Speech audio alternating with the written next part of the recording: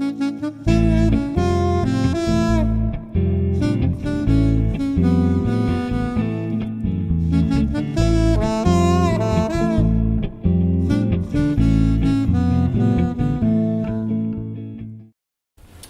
father had a colourful career with the Air Force and the family moved around a lot. What do you remember of his career and what impact did it have on you? Well, the fact that he was a super patriot, but we didn't have American flags all over the house like some do. And when he realized that I was very anti-militaristic, he didn't really flip out very much. He just let me be me, and it was good, you know. So, and we moved around a lot because of military, and I got to meet new people, everything.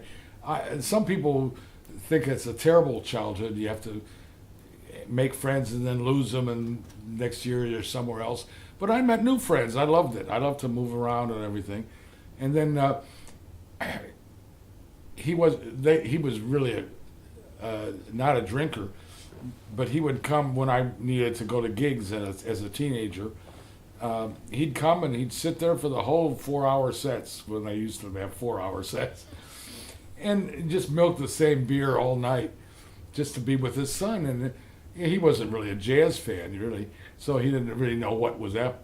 But he made it possible for me to do, and above all, he didn't ever glorify his time in the war. There was just very little reference to it, and we never talked about the war. And after he left, his wife, my mom, and I brought the medals that we found. You know, the medals that American soldiers wore on their the on and on and on, the ribbons they call. We brought them all to some captain, Air Force captain, who knew all of them. And there were things he'd never even seen. He said apparently my father was a huge hero, and had never told us about any of them. We've discovered he'd gotten shot down 4 times. Boy, I'd get shot down once, I wouldn't go up twice, would you? Well, I'd certainly talk about it. Yeah, I talk about it if it happened, but 4 times. And, and just didn't glory in the whole thing. He had a job to do, and he did the job, and that was nice. When I saw other parents of other kids, and I go visit them, and they have American flags over the place, and they watch Patton every week, and that wasn't the case at home. So I mean, I remember he just thought being a soldier was just a good job, and he got, after the war, he tried to get out for a while, and he ended up re-enlisting after 3 or 4 years of trying to get a real job. But then he worked his way up as a high-ranking non-commissioned officer, and I was really proud of him. He was great, and he let me be who I am, so that was good. Do you think he was more involved with the government than he let on? Oh no, he was in security services for the Air Force, which is like the spy version of the United States Air Force. So he definitely was involved with some stuff, but again, it was a job. You got to go and spy on them or whatever it is you do, Mm-hmm. So he just didn't tout it very much. It was nice. He was a good man. You didn't come from a particularly musical family, so what led you to take up the clarinet at the age of about 9? Well, at the age of 8, they had in school they gave everyone a recorder. Remember, you know what those are? Those recorders. And then at the end of the semester, all the ones who could play well got to play them in the student recital. And those who couldn't play were in the choir. They got to sing. These 8-year-olds, right? And I could neither play that thing nor could I sing. But I was personable, I suppose, so they made me the MC. And they wrote a script, and I was supposed to, I don't know, it's a musical voyage through, who knows what it was, 8 years old. So I did that, and after it was over, I said, listen, but I really want to play a musical instrument. Well, you were so lousy on the recorder. I know, but I'll be better.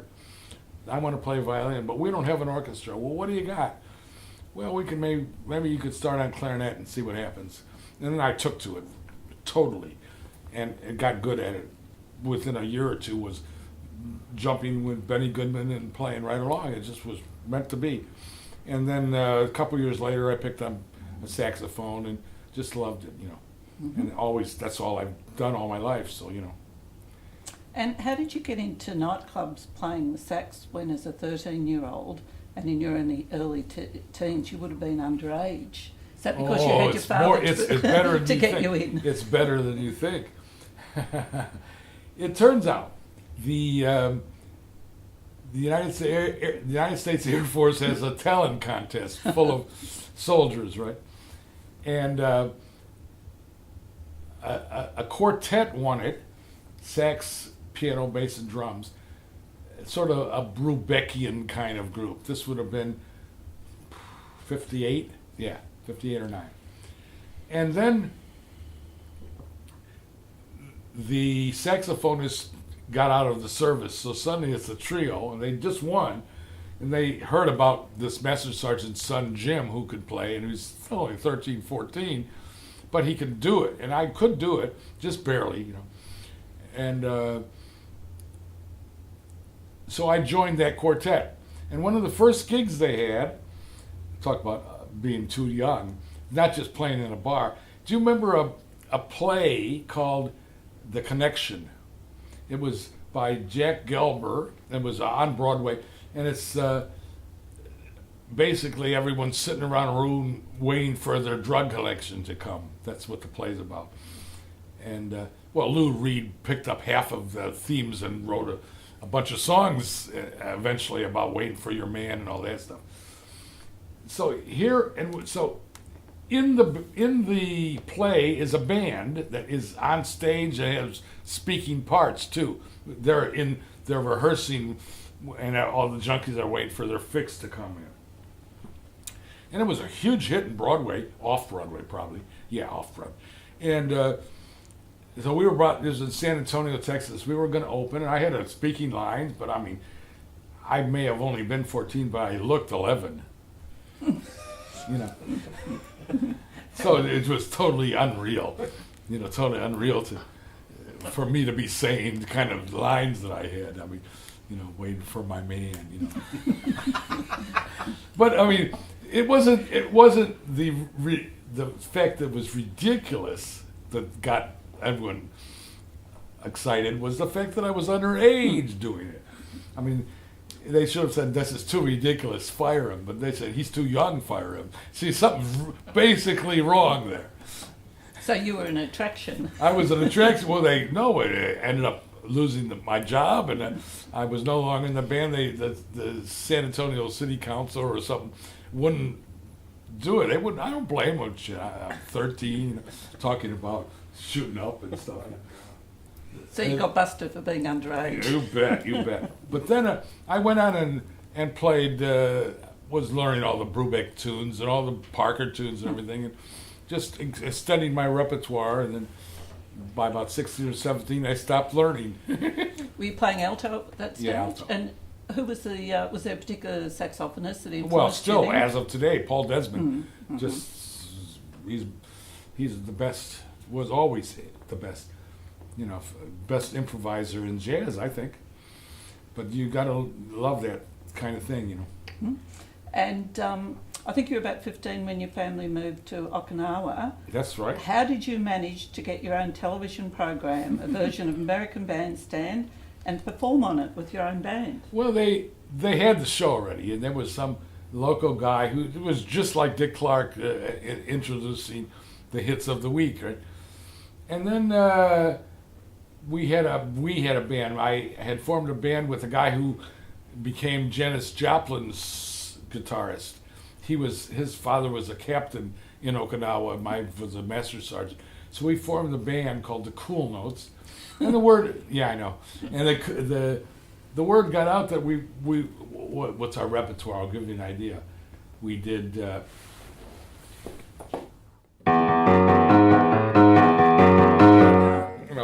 Peter Gunn, right, and stuff like that, and Ramrod and Dwayne Eddy, some And it was 2 saxophones, guitar, and drums. And we had no idea there was such a thing as an electric bass. What?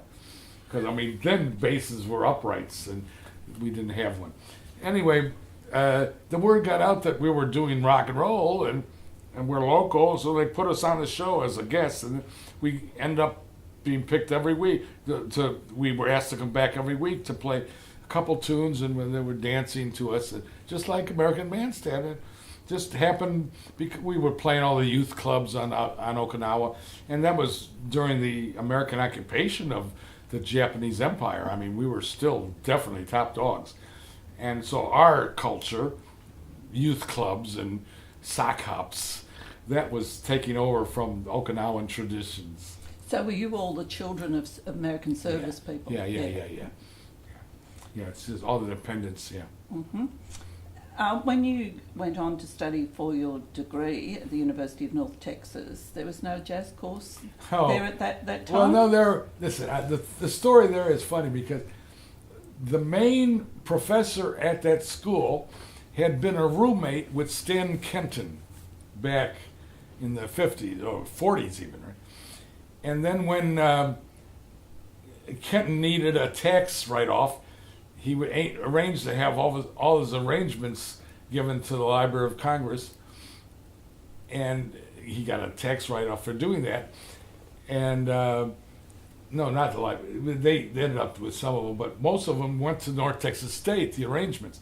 So if you went to school there, you got to play parts that were then signed by Lenny Niehaus or all these great players. This part was perfectly performed on April 17th, 1953. They would sign him because that was real hard music. Kenton was really hard to play. And so the school, based on that repertoire, started attracting more and more students. And so North Texas State became a huge jazz school. And then but they weren't hip enough to give a jazz degree. They couldn't use the word jazz because, its sources. It might mean something else. Or in the 1910s, it might have meant something else. So they decided that people were coming there to study this stuff and transcribe Clifford Brown solos and do and be able to arrange like Ellington or Basie or Tom Dorsey. And the bands could also play this stuff, but they couldn't say Bachelor of Music with a major in jazz. They couldn't do it. So they made it Bachelor of Music with a major in dance band. Somehow that was cleaner. That didn't upset people. The word jazz still had stigmas of maybe there's some sex involved here, if you know what I mean. So I'm hearing you say that the reason that Texas State became a famous university for inverted commas jazz because of the charts. Absolutely. So back then it was if you had the charts because it was otherwise you don't have a course curriculum. This was learn how to play this. It was black and white. Learn it. And we had we had 6 big bands with no duplications, meaning 6 groups of 20 musicians, 120 jazz musicians who all had auditions to be in the 1st, 2nd, 3rd, 4th, 5th, or 6th band. And so it was traditionally the first band played the hardest stuff, the second band played Ellingtonian stuff, the third played Basie stuff, and then 4th and 5th were still pretty good, but they were still did just other kind of things. All of them did some Kenton stuff because of the legacy that he left. Well, I couldn't go through life with a major in dance band. I mean, really. Were you studying classical music there too? Well, yeah, but as a clarinetist, learning Mozart, but not very well. I mean, I could do it, but others could do it so much better because they rehearsed every morning. I didn't. So I looked in the old books for North Texas State and noticed that in the 40s that they'd given a degree called the Bachelor of Arts with a major in music, just general music with a Bachelor of Arts, which means I'd be required and wanted to study more languages, more history, more social sciences than just the music. So I got a Bachelor of Arts they hadn't given that kind of Bachelor of Arts in 70 years or something when I got one, or no, at least 30 anyway.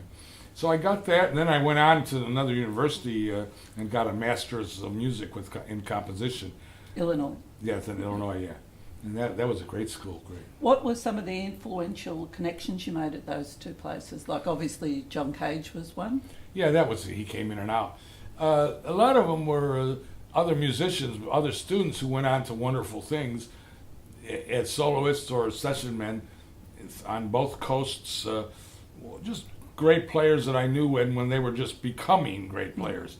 And then throughout life, we saw that some of us did become good. And I've been in touch with some of them ever since, yeah. So that was the personal touches, yeah. Howie Smith was one.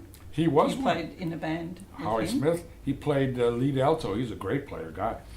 I heard him on radio the other day, advertising ABC Jazz. Yes, he started the first jazz course in Australia. Oh yeah. You told me that. Yeah, yeah. This was in. Let's see, that would have been in Illinois, yeah. Is that right? Yeah, I think so. He was lead alto in that great band. I think that's right. I think that's the right one, yeah. And when you were at the Illinois University, is that when you first became interested in computer music? Is that when? Yeah. Yes. Yeah. Because they had a thing called the ILIAC computer, Illinois ILIAC. See, they picked that name, and that had helped one of the professors writing the string quartet, the ILIAC suite, I think. Yeah, ILIAC suite for string quartet, which is awful music. It's repetitive, but it was written with a computer. I mean, D flat, second octave, quarter note. That's what the output came out printed like that, and you transcribe to scores. Computer music, there's no tape, no electronics at all in it, because it needn't be that. When you say computer music, you should then say, for what is it written? And if they say, well, of course it's written for tape or electronics, that means he didn't understand the question. Because there's no of course about that at all. Computer is just a way of doing things. It'd be for solo violin written by a computer. You mean a human to play it. So it's just a tool, But that was the first time that people were starting to see Well, the that's the first time I had any access. use of it. We couldn't dream we'd have our own computer at home. So suddenly there was the computer, and one of the main professors was the world champion computer music. So I said, well, let's go there. Let's learn what he did and how to do it and do it better. So I did. And that's the program that invited Cage in a few years later, to come over to do more, because he had some big plans, That was great. It was great. That was good. And you studied composition? I studied composition and, of course, mathematics and programming, too, to be able to do that stuff, yeah. All connected? All connected, and acoustics I had to study, yeah. Yeah, it was good. And a few years later, you were back on television again, but this time on the television news, performing a particular musical feat at the opening of a Halloween festival. Well, that's well what done. made Well you done, take Andra. up that challenge?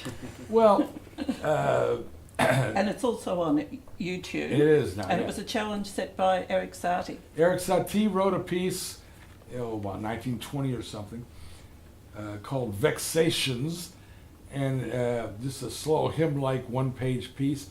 And then the last thing he did, other than sign it, was he wrote 840 times, as slow as possible. 840 is a lot of times. And it had first been performed by Cage and 19 other pianists in New York, about 54. And I found the clipping from that. And they did a marvelous thing that you paid to get in, and for every hour that you lasted, you got some money back. I mean, that's pretty cool, isn't it? And of course, there's the legend that there's one guy stayed for all 20 hours or something, and at the end he said, "Encore!" That's the joke.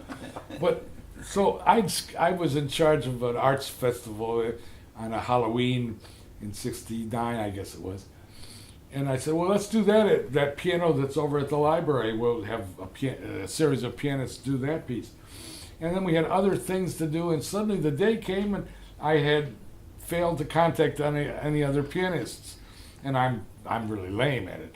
But it didn't matter. Of course, it didn't matter if you play a piece or not. You got to do it 840 times. That's the only thing really important about it. It's not the music on one time. It's making it to the end. That's why Satie wrote it, of course. Nothing to do with how the melody. I couldn't play it now. So I decided, well, let's see if I can do it. And I got a metronome to do 40 beats per minute, which is the lowest thing on those kind of metronomes. No slower than that. And that came to 11 hours and 7 minutes. So I did. I set it up, and I started playing it. I had a little clicker like you click at a ball game to see how many people arrive, And every time I do it once and click, and I do it again. And then the word got out that this crazy is doing this feat.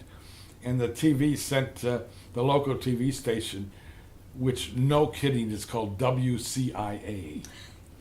Isn't that good? Isn't that good? It's real. That's a real call number. Is it still that? I guess still, yeah. It's an ABC station, I think, yeah. Or CBS or something. Anyway, they sent their hotshot interviewer over, and they filmed me, and so I'm here with the counter, the music, and playing and talking to the interviewer. It was very funny. It was very funny. It's on YouTube. That clip, I got a hold of it, and just not that many years ago, and put it up on YouTube. And the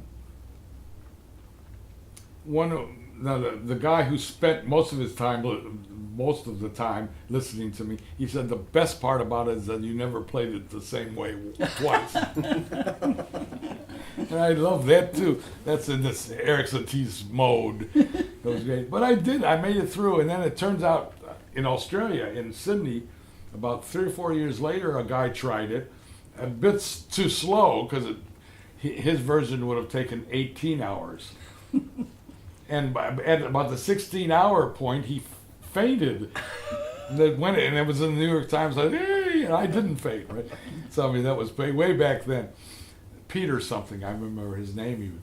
But he tried, 18 hours at the piano. It sounds silly, So, yeah, I was on TV. Oh, and the best part was then, so they filmed me playing at number 281 and 282 and 283. And then 4 hours later, at 7 at night, when the TV show was on, they brought a TV in to show me playing number 231, 232, 233. And I'm now playing number 781, So it was quite wacky, because there I am in the TV playing. It's me, I haven't moved from the seat in all these hours. It was really strange. Very but surreal. I got a lot of press. New York Times wrote about me and everything, yeah. And of course, I haven't thought much about that until. But it's on my YouTube channel, and it's one of the most visited. Well, when they see Satie, people want to know what it is. I suppose it's the only version of Vexations that's on YouTube. It's the only one that needs to be. Especially here, I have mistakes. Every chorus was wrong. Every time it's different. The group that you're in, you founded while at university, Spoils of War, which you heard about before. How ahead of its time do you think it was? Because it's the album, the self-titled one, has created in more recent times interest in Germany, and it's been re-released over there. Oh yeah, it's been released a couple of times. A German company put it out. A Spanish company put it out. With the internet, fans who weren't born when we stopped, they now look at the internet and it's listed as psychedelic bands. Grateful Dead, Jefferson Airplane, Spoils of War. What? I mean, we only played a handful of gigs, but because we had her album out. That's the difference, and it's still out, and so, and we were certainly 10 years ahead, if not more, but that's because electronic music hadn't really caught up with pop music, except for Good Vibrations, a silly thing, or Diana Ross Reflections, the way they used to be with, you know. Mm-hmm. So, and it wasn't so after those things, and then Revolution at number 9, and then eventually, many years later, though, Brian Eno and all that stuff, and these are separate inventions. Everyone came up with it separately, you know. Mm-hmm. So we didn't influence anybody, but we were there first. But well, if that matters, it doesn't. Well, it's interesting that it's still creating interest Oh yeah, generations later. that's amazing. Because I don't remember being the most famous psychedelic player then. What attracted you to your next move that included writing an off-Broadway musical and becoming musical director of the La Mama Experimental Theatre Musical Club? Well, I had gotten my master's at the University of Illinois, and I got hired for a bookstore promotion, and they set a piano up, and they had silent movies playing on a screen, Keaton and Harold Lloyd and Chaplin, you know, and I was playing, you know.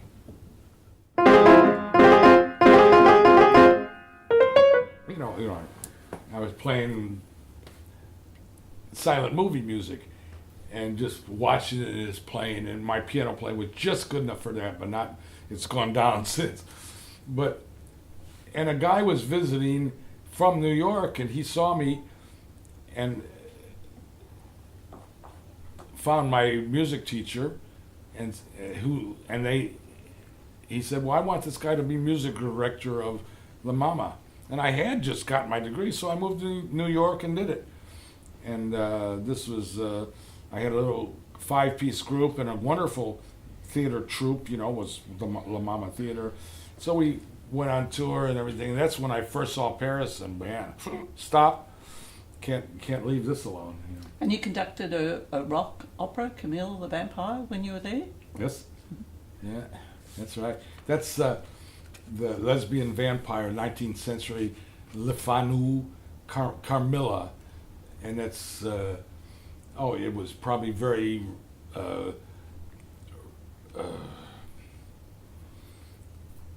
adventuresome, I'll say, to have written that. Well, lesbianism isn't your normal Victorian subject. Well, it is in certain literature, but certain didn't make hits of them. And that's what it was. It was a wonderful version of that. And I didn't write that. I just arranged and conducted, yeah. What prompted you and the other musicians that did start in Paris to stop there while you were touring? Well, we had been... so we were playing the music for La Mama, and the cellist and I and the balalaika player, who was a pianist too, but mostly balalaika, we had just started rehearsing in the dressing room of some of my tunes and stuff, and just to play these new songs. And we were in the dressing room rehearsing, and a journalist who had been in some kind of an opening out in the theater wandered in the back with the dressing room. He heard us play, and he gave us a tip. He said, you have to go to a cabaret, and they have acts starting at midnight. We went and got a gig there. We only knew about 4 songs, so we just did them all, and it was great. To play my own stuff in Paris was so exciting. And then we discovered that our contract with La Mama was over, and we could renew it for a pittance. It was just silly. But we were supportive of each other. Or we could not re-sign. And so I just said, well, that's the thing about saying yes to everything. If I had said, no, I'm comfortable back in New York, I would have gone back to New York. I'd probably have been Marvin Hamlish or somebody. I would have written some off-Broadway show by now. have a mortgage and a couple cars and probably a wonderful life, but I had a better one. So I stayed there and had the other musicians that said, oh no, you can start getting sessions, and they were right. And I did tons of sessions and started making a living. So Sandy, the cellist, she also absconded with her career. And she stayed too, and then suddenly we had this band, and we had a deal with CBS, and 2 weeks later, 2 weeks, and we had a deal. And it came into 2 albums, and well, that was great to have, you know, and we were touring around, and La Mama just became this memory, you know, because I wasn't a composer for La Mama. They'd done a couple of my things, but that was what I wanted to be, as a composer, and I was a conductor and arranger for La Mama, and I could see, working my compositions into things eventually, but theater was more a sidelight, and improvisation wasn't that important to me either, but songwriting was really important. I'd written a lot of songs, and this was the way to get them done. So I stayed, and then Paris wove its web around me. And those musicians that stayed on in Paris with you, did they become the version of Spores of War that played there? Or? Yeah, more or less, more or less. Mm-hmm. The cellist and I and the bella, with the 3 of us, then we added to that a flutist, a guitarist, and a vocalist. We were 6 pieces that got reduced down to 5, and then 4, and then 4 right to the end. But these are, you know, really professional, really good thing. I've heard recordings of just the 4 of us live. That's flute, clarinet, guitar, and voice, and you wouldn't think that's a group. But it was a group, a really great group.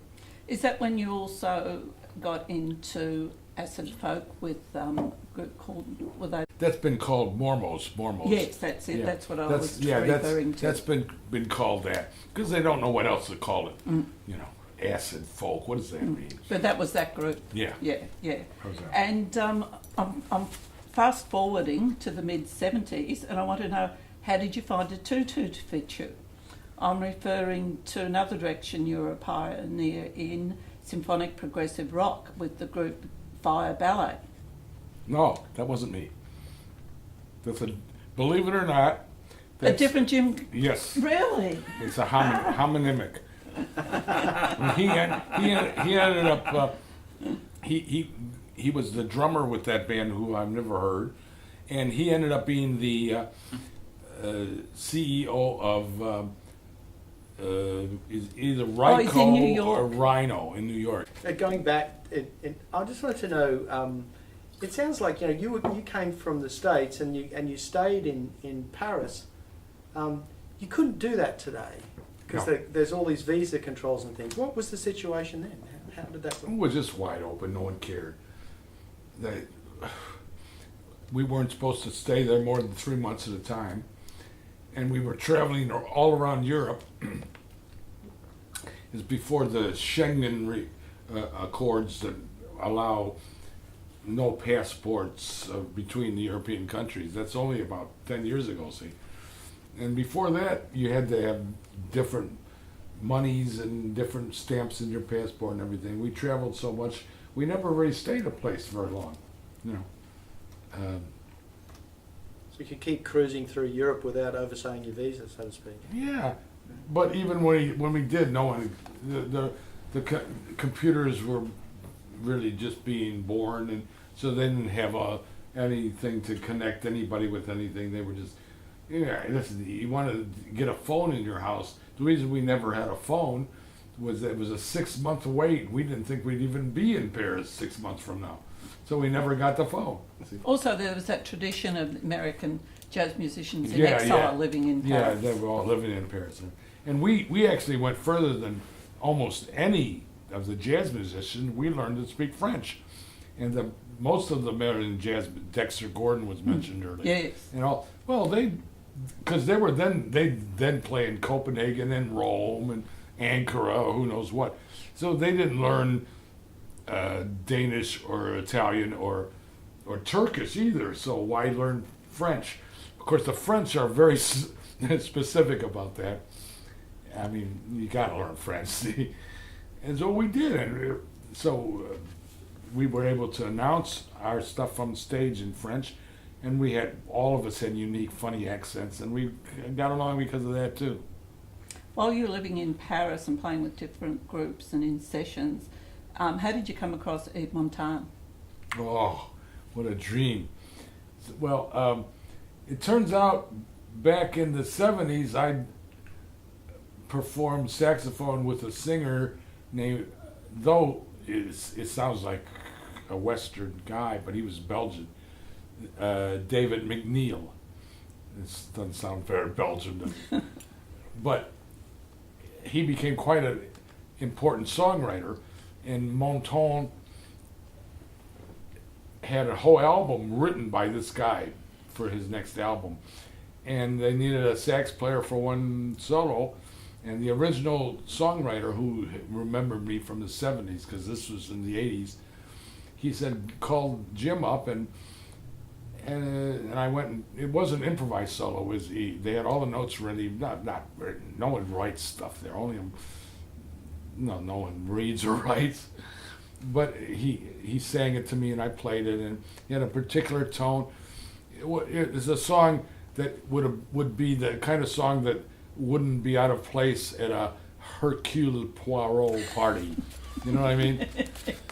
It's that kind of song, called Les Jardins de Monte Carlo, the Gardens of Monte Carlo. And so, but Montand was such a huge name. It's such, this is still probably the biggest star France has ever had, really. Even now, he died, 20 years ago or more? Anyway, he was huge, just huge. And as an actor, as a singer, he was the interpreter of everything. So, and though he's so French and sounded lovely, elegantly French when he spoke. In fact, he was born Ivo Levi.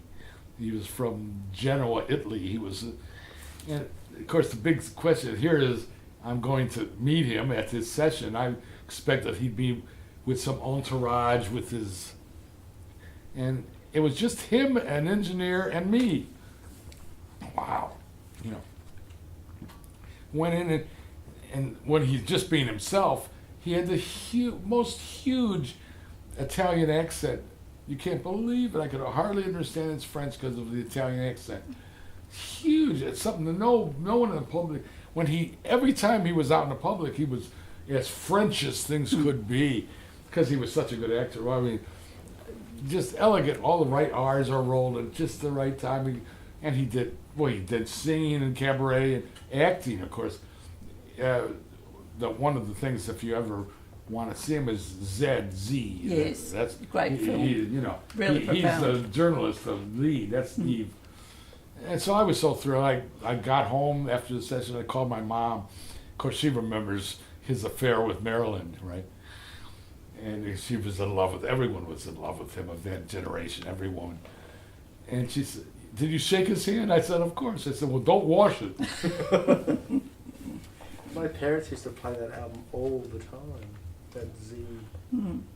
Was it an album or something? Well, no, they did play this. Probably not this album, but you played a Yves Montand album, no doubt. Yeah.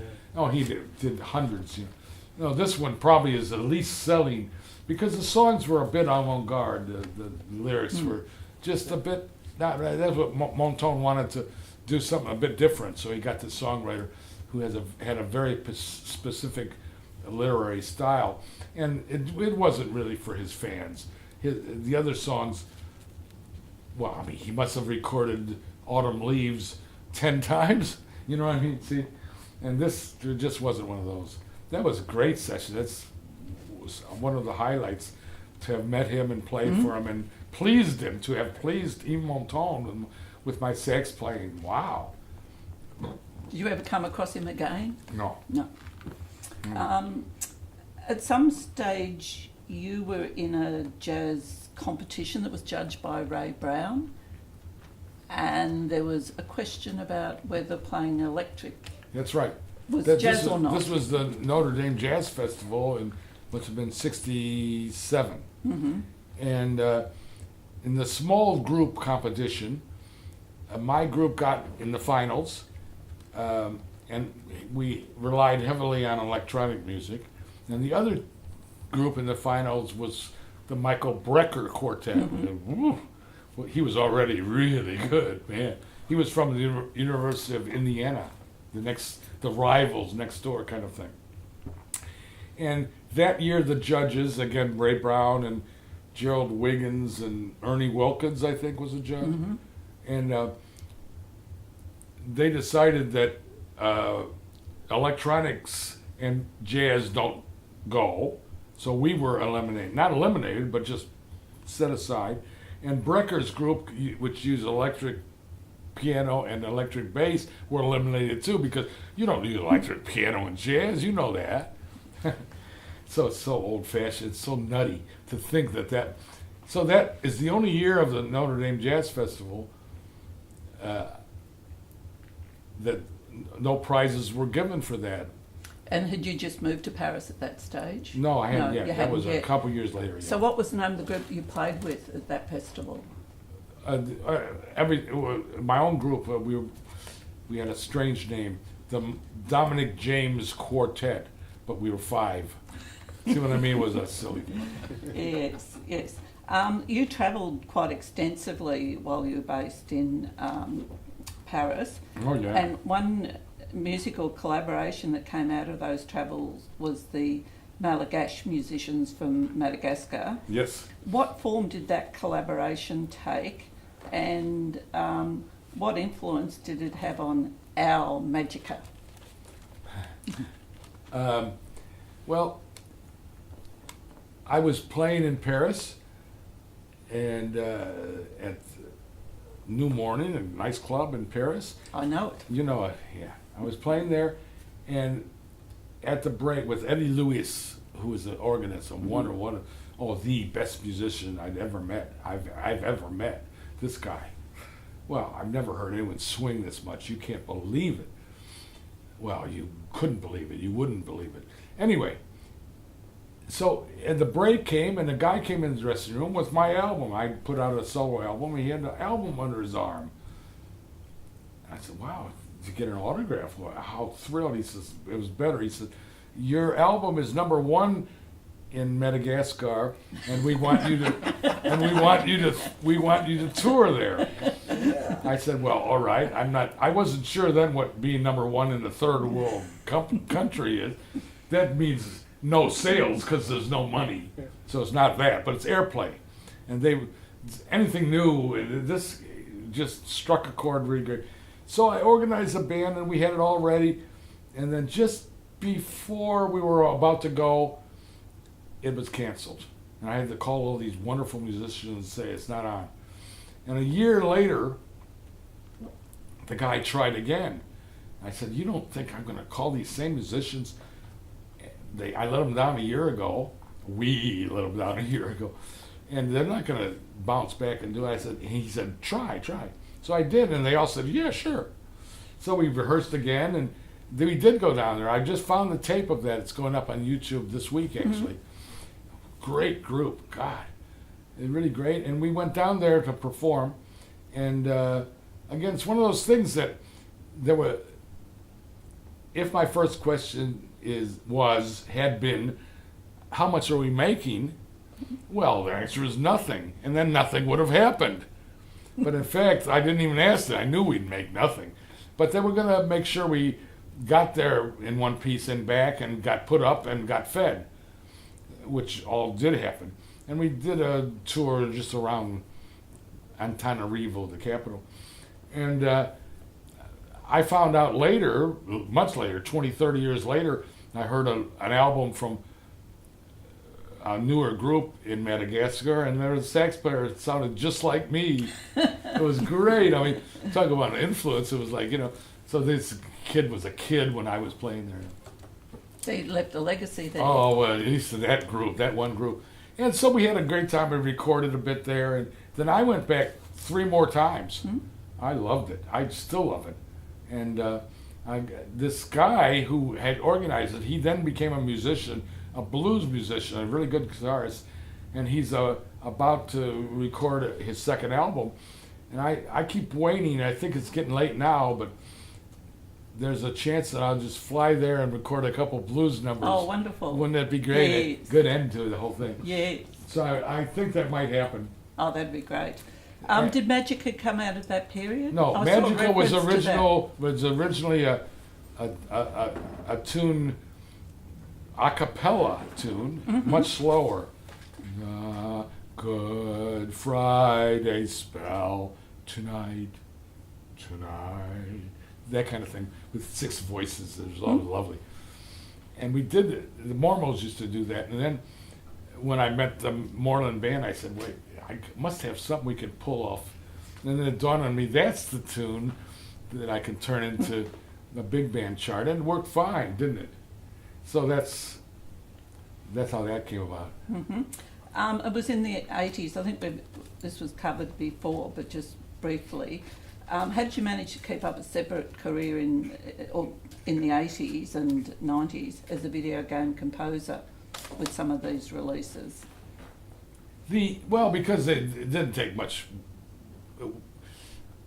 work. I mean, I'm as a composer, I'm very prolific, and just give me an idea or a little theme, and I could write a piece shortly after. Just it comes rolling out, good or bad. I don't know if they're always good, but I can do them quick.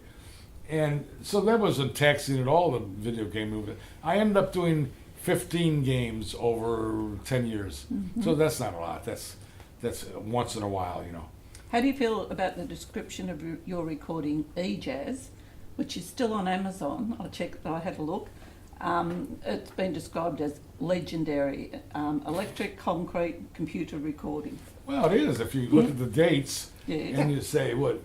Yeah, legend. Well, if legendary just means old and not old-fashioned, but old, and the beginnings of a lot of things. I was right there at the beginning. So in that sense, it's true. The record company. There's one particular piece that's on that album.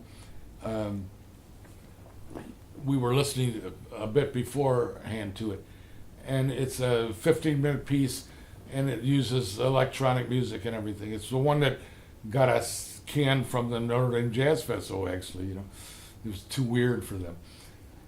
And so this German company wanted to release it, and they had proposed 3 or 4 other pieces by other composers. I said, listen, I've gone this far in my life. Surely I deserve my own. I don't need other composers. So I stopped. I said, no, don't release it until you got enough of my stuff to put it out as my album.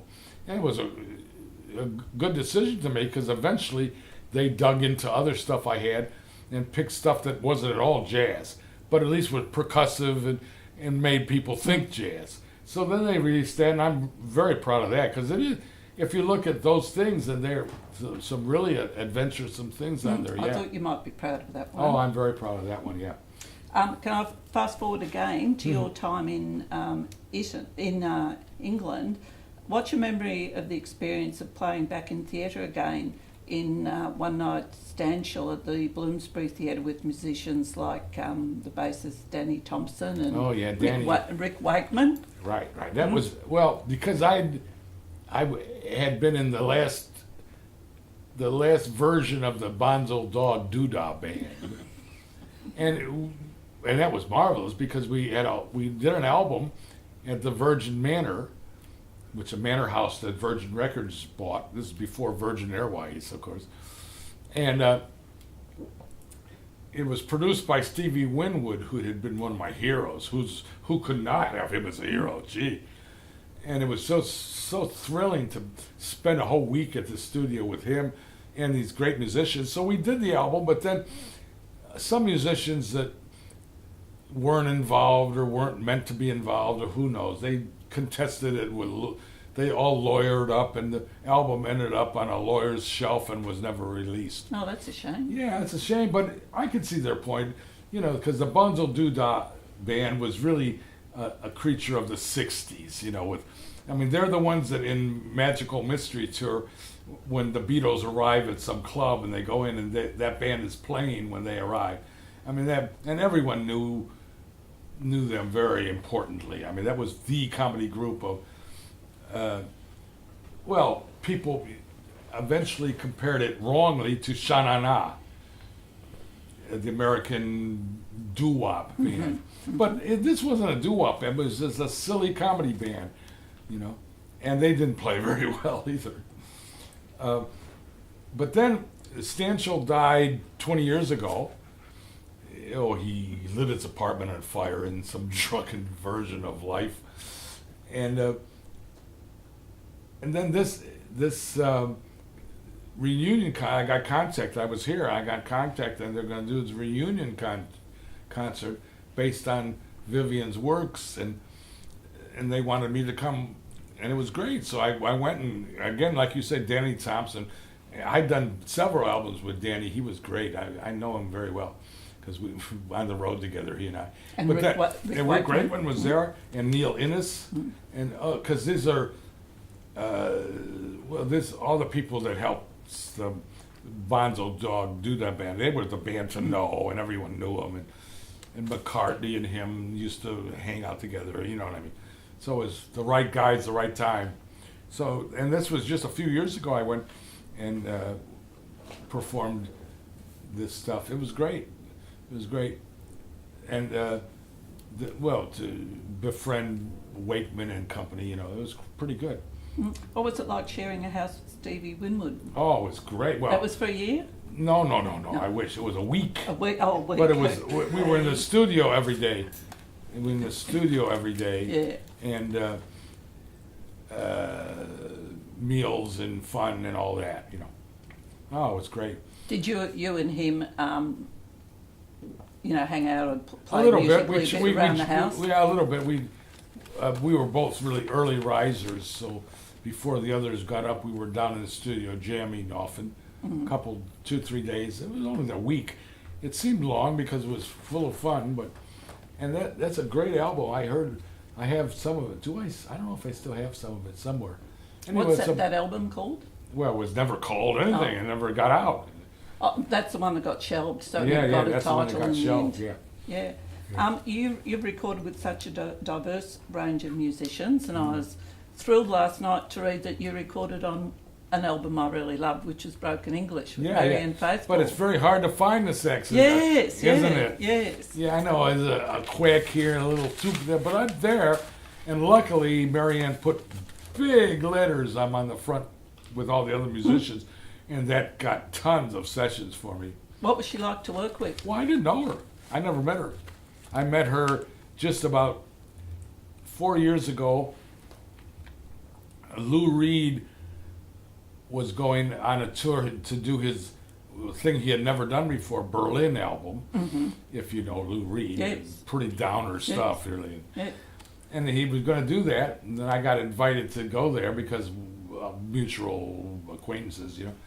And she was there, and the guy who invited me said, "Oh, you've never met Marianne, have you?" I said, "Well, not really. No, I'm on 2 albums, but the magic of electronics, you know, you overdub later." So I said, "Well, come on, we'll go meet her." And I met her right outside of Lou's dressing room. I wasn't too interested in meeting Lou, and I certainly didn't want to go into somebody's dressing room. You know, I don't like people when they came into mine. Why would I like going into theirs?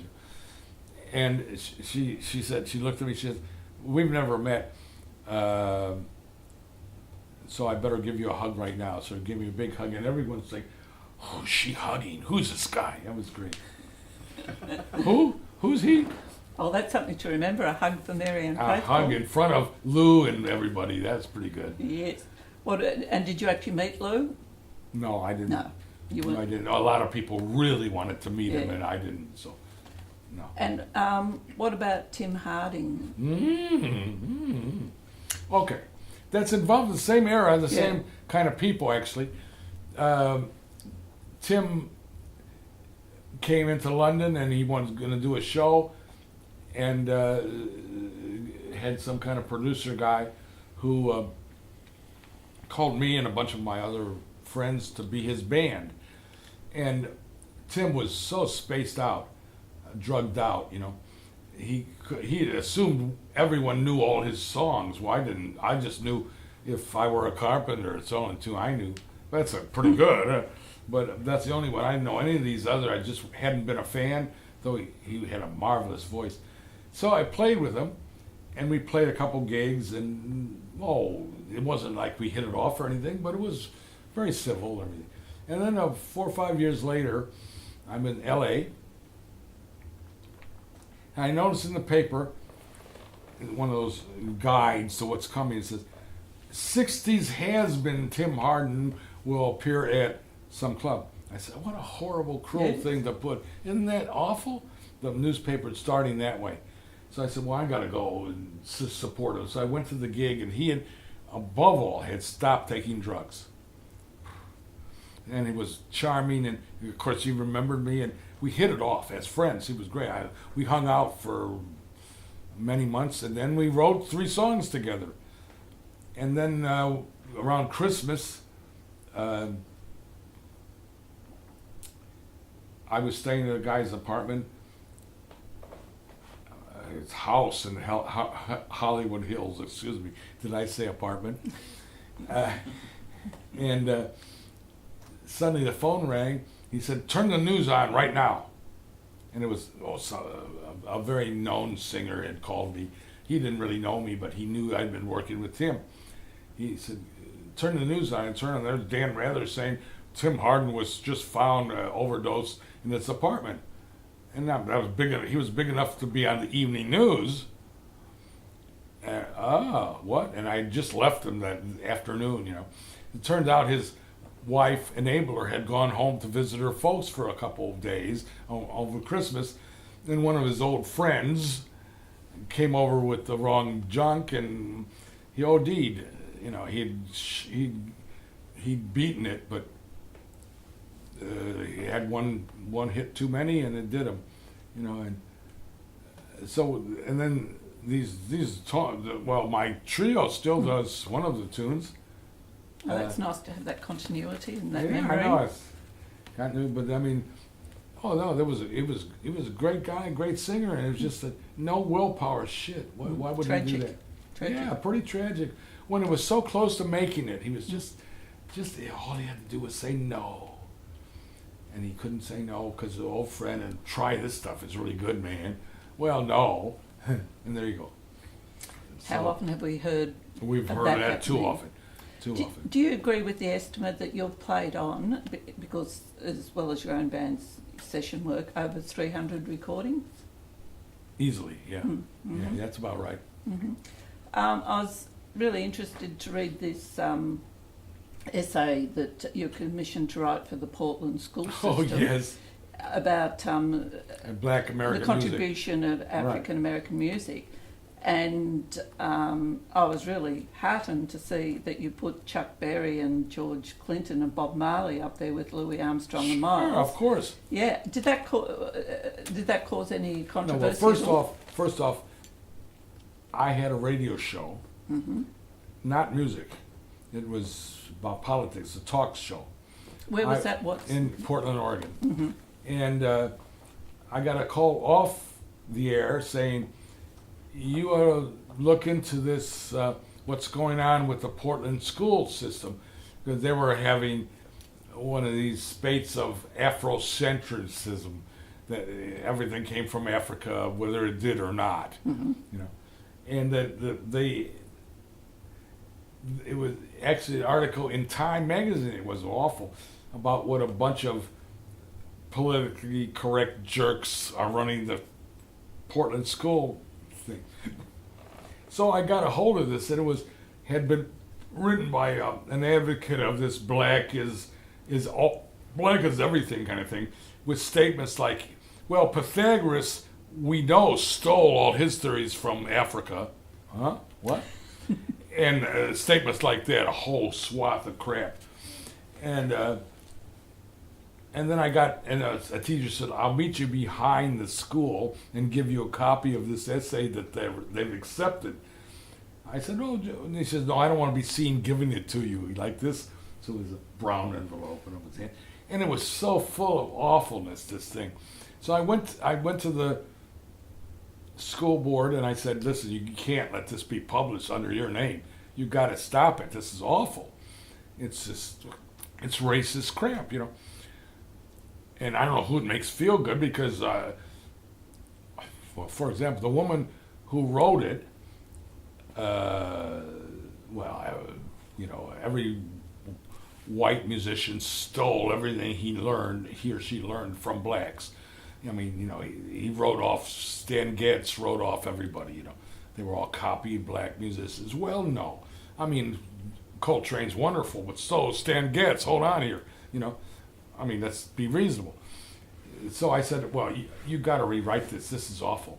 I could write it because I'm not a musicologist. I don't have letters after my name. Well, I do have a Bachelor of Arts, but in that world, you have to pay your dues. And I said I could write a good one, which I did do. That was a good one. And again, it talked about more things. It didn't take time putting down Stan Getz rather than putting up Chuck Berry. I used the time in Mary Lou Williams, of course. Few remember her, and she should be talked about louder. So I did all that, and they paid me and everything, but they said, now will you stop, we get off our case? And it turns out, which I did, but I shouldn't have, because I found out this would have been 93 or 4. Mm-hmm. And just a few years ago, that's still on their list of books you could get from them. So they were just too big of a monster to change course. Yeah. A school bureau, a school department just couldn't handle it. You can't handle the truth. So what's happened to your essay? And just for free on the web, all these. No, I don't know. They were supposed to publish it, and they should have because it's factual. Oh, the woman who wrote it had full of all these, and then it goes into great saxophonists. All right, great, and there was 3 paragraphs on John Coltrane, not so incorrect, a couple paragraphs on Charlie Parker, and then 4 pages on a guy I never heard of. And I do know jazz, and never heard of this guy. I said, I kept looking him up. Turns out it was the author's husband. Thank you. Thank you very much. It was so it was good that there was someone out there to challenge them. Well, I was the only one, though. I got on the radio. I really pumped. I thought I'd have it on for a half hour. I had a 2-hour show. I thought I'd do it a half hour. It went for 4 weeks, almost every day, because people. Yeah, the issue kept going because people kept calling in about this, Afrocentric thing where everything, like the law of gravity, was invented in Kenya. Didn't you know that? Such ridiculous stuff. It's like, no, you'd think I would exaggerate this to say the following thing, but no. In it says that, and at that time, Africans could fly. I swear, that's in that book. That's in that essay. And that ability was taken away from them by colonialism. To get back to your music, how did that performance at London's King Palace come about? I'm not quite sure. Let's see. Well, the guy, he heard about me and knew, and I was coming to an age where if the guy's got a lot of compositions, you give him a nice concert. And so they just offered me a concert if I could come up with a whole evening of music. And so that was using your instrument and word processor. I was using. There was some computer music on there, some a cappella music. It really was a whole evening of a bunch of stuff, actually. How was it received? Oh, well, it was packed. It was great. So that must have been a highlight for you. Oh, yeah, very much so. What keeps you inspired to be always taking on something different? Well, it's just that I got used to the fact that if you say yes to some project, unless it's a real disaster, it won't be a disaster, And it might turn into something even better. And I just found that out when I was a little kid. Well, the thing with that play, The Connection, when they wanted me to play a 13-year-old junkie, if I'd have said, well, I'm too young for this part, it's not the real me, and not done it, even though I never got to do it. But the fact that I almost got to do it became news, see, and led to other stuff. I just got used to saying yes to everything. I was thinking, for example, of the music I believe you wrote and performed specifically for the con mezzo soprano. Yeah. I mean, that's a very unusual project. It's definitely unusual. I had always heard about this instrument, the 1928 Con mezzo-soprano saxophone, which was only made for 1 year. And throughout my life, when I would spend time with instrument repairers, and there's a whole pile of them, because I can't fix my own instrument, but many can't. And I would ask the repairer, by the way, have you ever seen a 1928 Con mezzo soprano? And they'd usually put down their screwdriver and say, oh, I'd love to see one someday. Oh, I dreamt of seeing one. I said, yeah, me too. And that would be it. Well, just 3 years ago, I had, again, with a repairer who was fixing my little soprano because something got loose or something. And I said the same ritual. I said, by the way, have you ever seen a mezzo soprano Con? He says, yeah. He kept screwing. He didn't put it down. He said, yeah, I got one upstairs for sale. I said, wow, really? Can I see it? So I brought it down, and it was great. Just great. So I gave him a deposit, said, don't let this out of your sight. I'll be back. And I was. And I bought it 3 years ago. And I came back here and formed a group to feature it because there's, of course, no music written for it. And everything else. On YouTube, there are, I think, 2 examples. And those are just that some guys got a hold of one briefly and immediately got their little webcam together and played a scale. Another guy played some French quadrille or something, a solo set, but they didn't really use it the way I have been now. And so, to add to the fun, I guess I'm the only player who's ever played it for real. Because they didn't, that's not for real, just playing a scale or 2 to show how it sounds. And anyway, I discovered that the way I sounded the first day I played it and the way I sound now playing it are really different because it's a whole different instrument. It's just different. It's just not as aggressive as an alto or well, it's more like a C melody sax in that it's smooth and just So it's been soothing. a bit of voyage of discovery for you. Oh, it was great. And then I was able to get the trio that we actually had a great last gig last Sunday. It was great. There's a Melbourne Lord Mayor's prize in there somewhere. Yeah, I heard about this, the e-book competition, Lord Mayor 2009. So I wrote a memoirs, just anecdotes about many of, some of which I suppose, for example, that cage chess story's in there. And then Algeria almost running us out of town, that's in the book too. Little stories, anecdotes that I put in a list thing and just submitted it. But why not? The contest made me finally write this stuff down. But then it won. So I was quite amazed. What year was that? That was 2009. But so as to get my bucket list finished, it's back up on Smashwords, all reformatted, and they had new rules about the cover size, all kinds of stuff.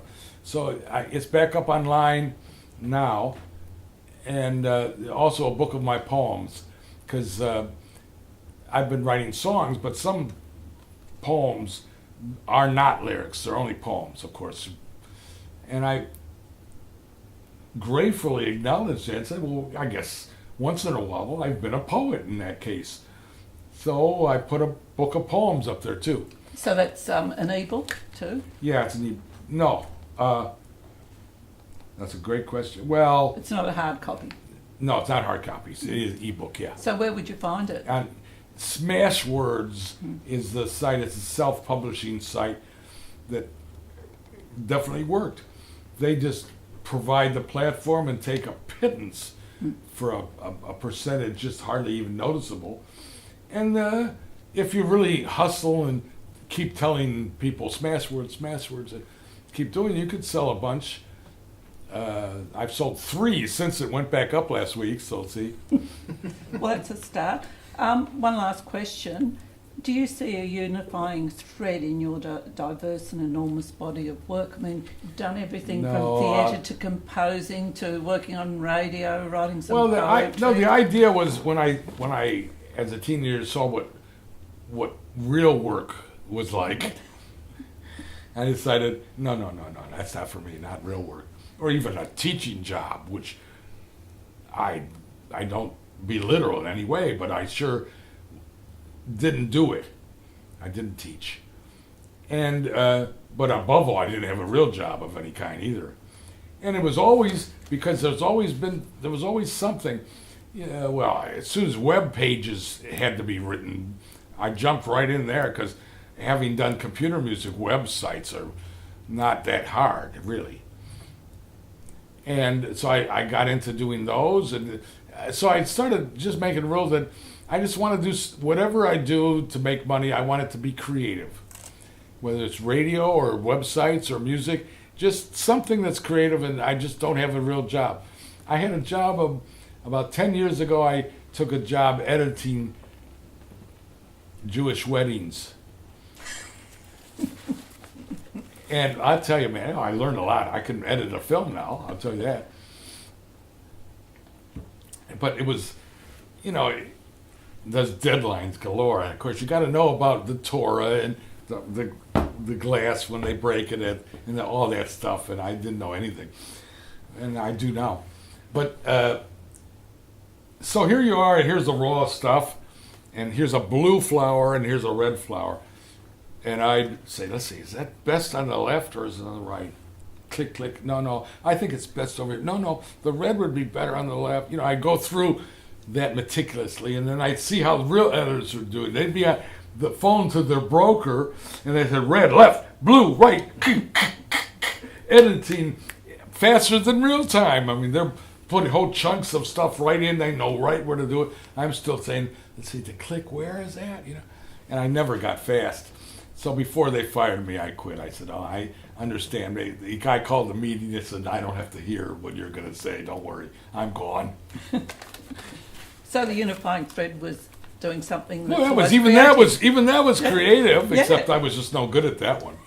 Well, because they wanted speed, tons of speed. Well, they had... And at least I didn't have to do a bris. That's circumcision. I didn't do one of those. That would have been a bit too much. No, they filmed They do those. videos of this? You bet they filmed brises. I had bar mitzvahs, weddings, and what's the girls have? Bath mitzvah? Is it? What? B-A-T, bat. B-A-H-T, whatever. Bat mitzvah. That's it. Bar mitzvah, Bat bat mitzvah, mitzvah. bat mitzvah, that's it. And there was a couple Christian weddings. This was in Paris. And there weren't any Muslim ones because they won't allow cameras in mosques. So there was no filming of anything. I don't know how they get married. But, having to learn, you have to learn a bit of Hebrew and to know when the prayer's over and stuff like that. I was just pitiful at that. But I tried, man. I tried hard. I ended up doing 4 weddings and 2 bar mitzvahs until they discovered the truth about that it took me 6 weeks each. Well, that bar mitzvah that we filmed last October, is that done yet? Oh, it'll be done. Don't worry. Hey, I got a question. The wackiest composition that commission that you've ever had, or the strangest, most unusual. Well, that'd be Oh Holy Night, wouldn't it? I had been asked for 9 years in a row to be guest composer at a summer camp for rich French kids, and they usually would come up with something for me to do because it wasn't normal composition what I do. And then I'd end up with some students for one reason or another. One year I got there, And they said, Jim, we have 40 flutes have signed up, and we don't know what to do with the 40 flutes. What can you do? So I said, well, I'll write a piece for 40 flutes, wouldn't you? You know, and the 2 weeks of them at the camp essentially was them rehearsing this piece. So the piece was to take place on one of the slopes at midnight. And at night, at midnight. And they had the flutist, and then someone was holding the music with a candle. So it was very pretty, and the candles all the way up the slope, 40 of them, right, way up. And the piece had to be conducted in the sense that we're at letter A now, here's letter B, or something. You know, some way to signal the people, now go to C and D, and then you're done. That's that much conducting, not more. And so I thought of a great idea. I have a flash bulb, a camera with a flash bulb, and we made signals out and everything. When it's time to go to letter B, I'll go snap, and they do it, and they go to numbers B, and then time for C. We rehearsed all this and everything. Everyone's ready, and we had how to get out of it if something was mistaken. We had ways out and all this. So we rehearsed it. We were ready. Here comes the big midnight, and of course, flutes on the side of the mountain you could hear it for miles around. It was really great, and it's a texture kind of piece. And I added solo saxophone to it, didn't I? I would. So I was playing melody. They were doing this kind of shimmering thing, and so the piece started, and I go flash. And we go on to the next section. Sounds great. And suddenly there's another flash. Lightning. No. Oh. Worse. Flutist 43's parents. Taking a photo. Well, they decided, well, this is a great opportunity to take photos. Yes, That you guy would. down there must be right. I'll take some too. I'm the conductor, but too late. So suddenly everyone got their cameras out, and these poor flutists with signals to her, suddenly, so that they're running through the piece and they're turning pages. You can see them havocs of it. I mean, so you think you've covered everything, but you haven't. Accidents will happen, you know. And we got out of it. It was great. And luckily, then we later did it in a concert hall, and that was recorded correctly and everything. But it's, you know, and you can't blame Sylvie's parents for wanting a photo of her, even though, I mean, what would you get? She's, 300 meters up the hill. I mean, really, what? But anyway, I learned a big lesson there. Don't do that one again. Don't trust that.